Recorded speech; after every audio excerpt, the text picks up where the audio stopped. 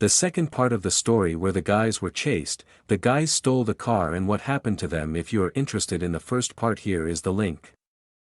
In front of us, just off the road, was huge glowing yellow square sitting atop the tallest truck stop signpost I had ever seen. E6, Travel Plaza. Kevin piloted the sports car into the travel plaza like it was a starfighter returning to its glowing mothership.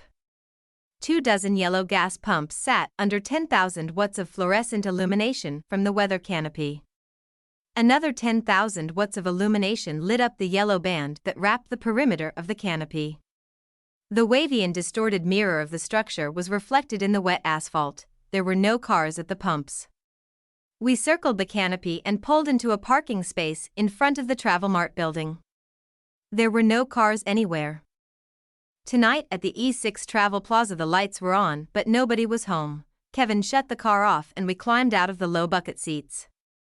The powerful rumble of the Maserati engine was replaced with the faint buzz from the lights.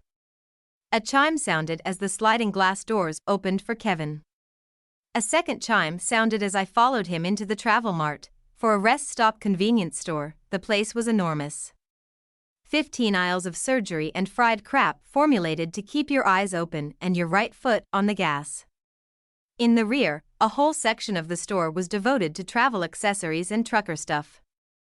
Guitar riffs from Santana emanated from the overhead speakers. Kevin uttered a whispered yeah and wandered out of sight into the dietary wasteland.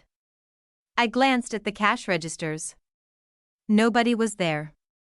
If anyone was tending the shop tonight, they weren't out front where I could see them. I made a hard right into the potato chip aisle and fell into a trance-like state in front of the Pringles section. I heard a truck pull to a stop in front of the store. I didn't think anything of it. Of course trucks pull into travel plazas, totally normal. I grabbed a tube of Pringles and turned to walk to the registers. I glanced out the window and saw the logo on the trailer of the truck that just pulled in, Castle Trucking. The truck driver, a tall, brutish-looking guy wearing a baseball cap and a jacket, climbed out of the cab and walked purposefully into the Travel Plaza shop. He didn't break stride at the sliding glass doors and they parted just as he was about to collide with them. He looked like the kind of guy who was used to things getting out of his way, sliding doors, people, vehicles. Grizzly bears, probably, because of his Neanderthal vibe, he was probably used to people assuming he was unintelligent. But I saw something different. I saw a clever man who simply had an extremely straightforward approach to problem solving. Elegant and smart solutions to problems aren't needed when you can just plow straight through whatever is in your way, physically or metaphorically. Want to get into a room but don't have the key? Just bust straight through the wall. See someone you don't like driving their Maserati on the highway? Just ram them with your truck. He stopped just inside the doors and methodically scanned the Travel Mart. He made a little disappointed frown when he saw me standing by the chips display. Where's Kevin? Who are you? His shoulders slumped when I responded to his question with my own. Like just the idea of conversation was exhausting to him. Talking wasn't part of his preference for straightforward motion. Then he gave me a "what are you, stupid?" look, and gestured with both hands at the Castle logo on his hat. Then he pointed at the Castle logo on the breast of his jacket. Then he opened his jacket enough for me to see that the astle printed on his t-shirt was part of the word castle and not coastline or something. Your name is Castle? Where's Kevin? My name is Pauline, by the way. He sighed, resigning himself to the cumbersome task of conversing with me. So, you're the latest one of his sacrificial lambs? I was about to ask what he meant by sacrificial lamb, but was interrupted by Kevin shouting from the far end of the potato chip aisle, "Hey Pauline. If you still want to steal something, how about some Funyuns and Pop-Tarts?" The trucker named Castle and I both turned to look at Kevin. Dadbod had emerged from the end cap of the aisle near the wall of refrigerators holding an armful of bags of puffed onion rings and strawberry Pop-Tart boxes. His smile vanished the instant he saw Castle. He dropped the junk food and ducked out of sight behind the end cap. What happened next was the dumbest chase I have ever seen outside of an episode of The Three Stooges. Kevin sprinted away next to the refrigerator lane at the end of the rows of shelves. Castle ran down the lane at the cash register side of the aisles, trying to match Kevin's escape attempt, aisle for aisle. Kevin reached the end and darted back the other way. Castle saw Kevin's turn around at the end of the far aisle and spun around himself, slipping and barely catching himself on the shiny tile floor. Kevin made it back to my end of the store and tried hiding behind the potato chip aisle end cap. I can see you in the security mirror. Dumbass. Castle shouted. Kevin feigned another run to the far end of the store. Castle was momentarily fooled and started running towards the far aisles. Kevin spun around, tripped on the pile of Pop-Tart boxes, somehow recovered without falling, rotated around the end cap and ran towards me. Castle, meanwhile, realizing that Kevin had fooled him, flung himself around, glanced at the security mirror in the corner, and ran back to Pringles territory. That's how we ended up in a bizarro standoff with Kevin hiding behind me and Castle looming in front of me, breathing like an angry bull. Guys, what the foo, don't move. Kevin interrupted. He can't get me if you're in the way. I saw absolutely nothing that would prevent the enormous trucker from flinging me aside and pummeling Kevin into a pulp. But he didn't. Castle just stood in front of me, fists clenched like he was ready for action, but somehow deactivated because I was standing between him and his potential beating victim. Castle finally spoke. Just give it up, Kevin. You lost.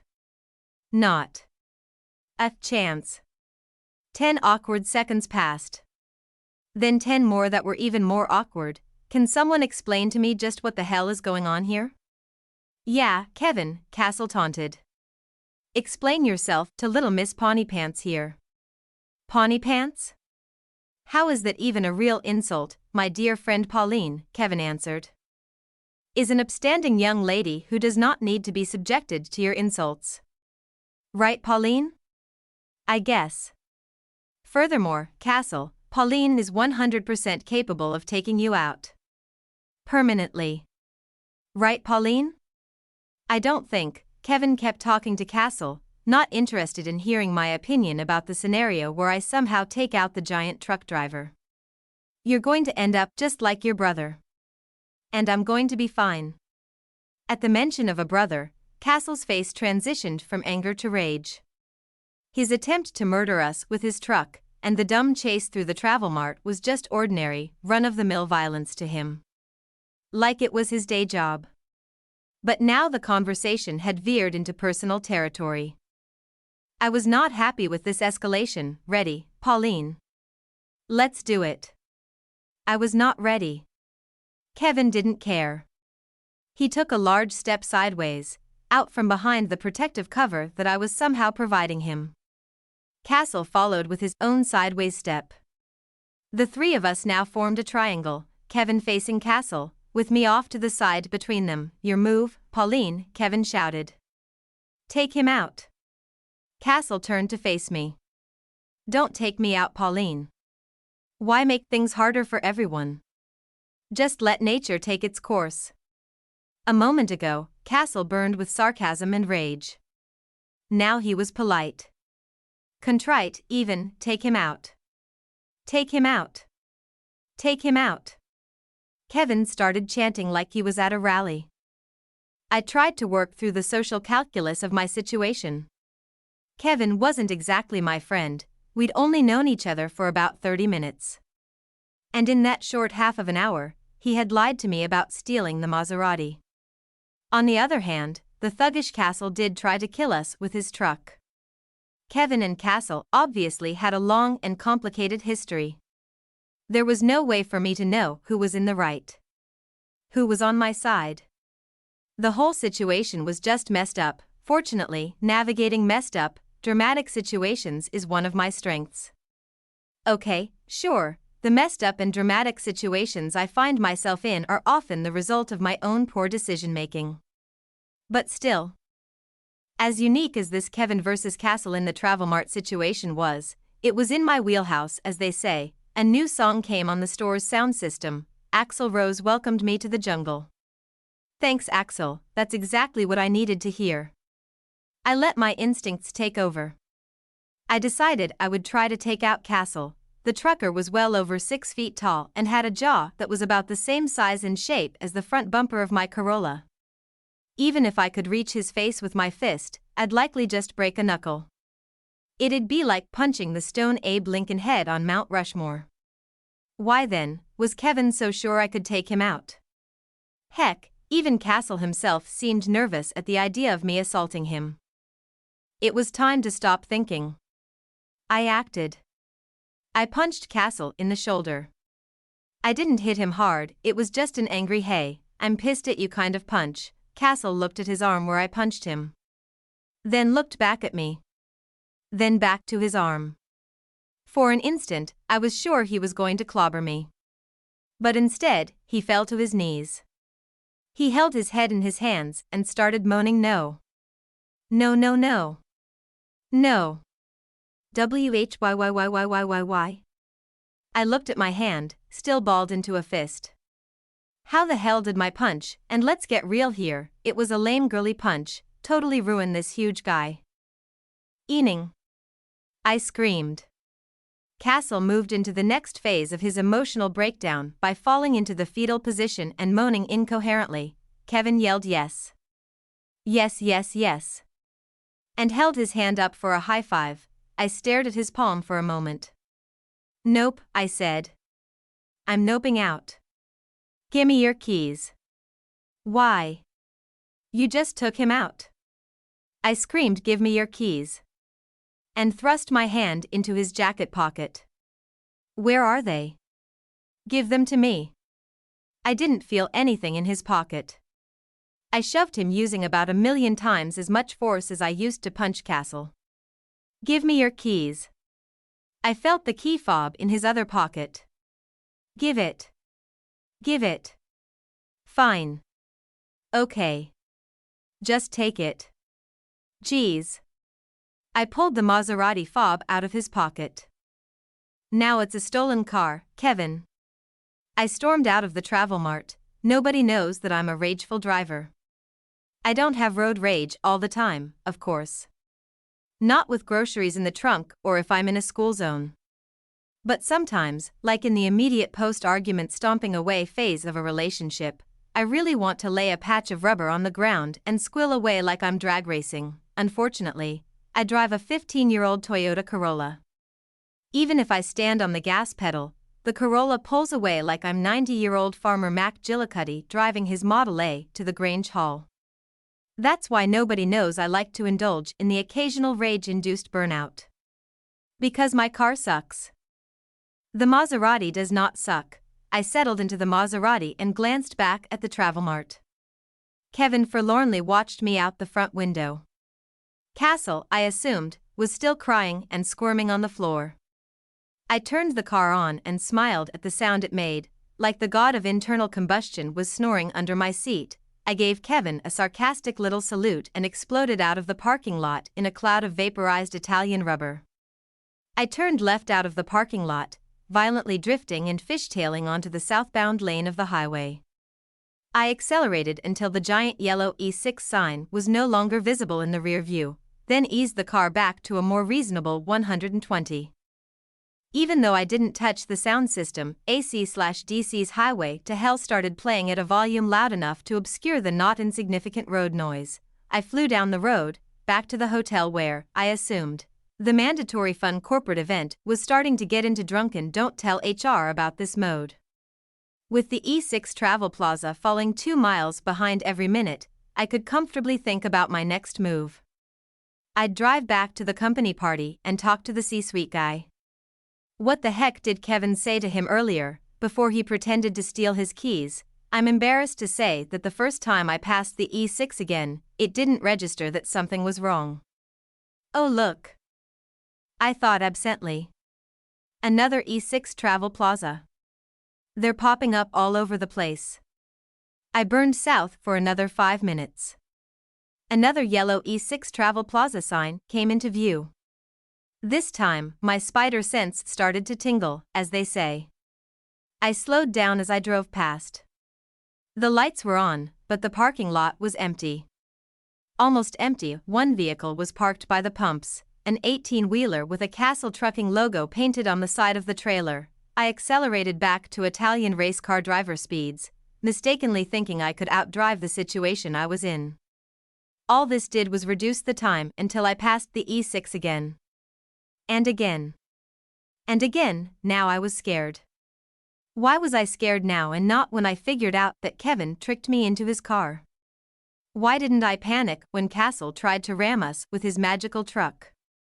Why didn't I experience crippling terror during Kevin and Castle's strange standoff in the travel mart? I don't know. It takes me a while to get with the program sometimes. But by the 7th or 8th time the E6 flew past on the opposite side of the road, I was crying tears of terror. Get me out of here. I screamed at nobody. AC/DC blasted out of the speakers. I'm on the highway to hell, highway to hell. I pounded on the stereo controls and eventually got the music to stop. Now I was alone with the scream of the engine. The E6 sign came into view again, peeking over the trees a half-mile ahead. I slammed on the brakes and came to a stop in the middle of the lonely highway. I stayed in the road for 20 minutes, listening to the wipers squeak away the drizzle. I desperately scanned the road ahead and behind for signs of other cars.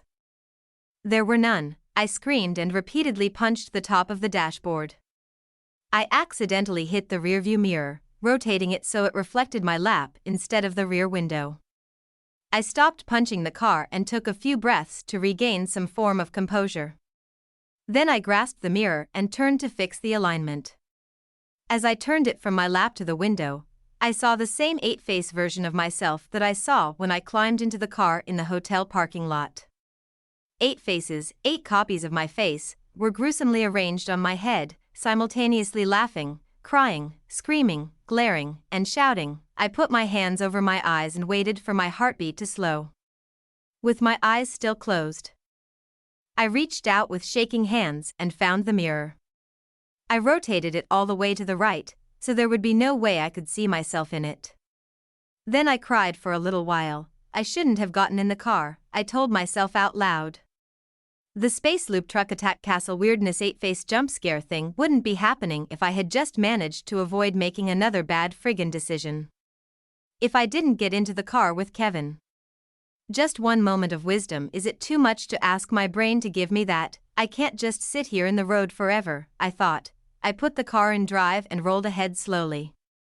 At 30 miles an hour, I perceived things that I missed when I was speeding: a graffiti tag on a speed limit sign, a dent in the guardrail where a vehicle had drifted into it, a hubcap propped up against a tree. Then, a side road. The side road was unpaved. Just a narrow country lane that ran into the highway at a right angle. I cautiously turned onto the road, then stopped. My headlights barely cut through the gloom. Even with the high beams on, I could only see 100 feet or so before the road vanished into a tunnel-like canopy of trees. At that point, anything was better than driving past the E6 again. I made a decision and hoped, for once, it would turn out to be a good one. I took my foot off the brake and slowly rolled into the darkness.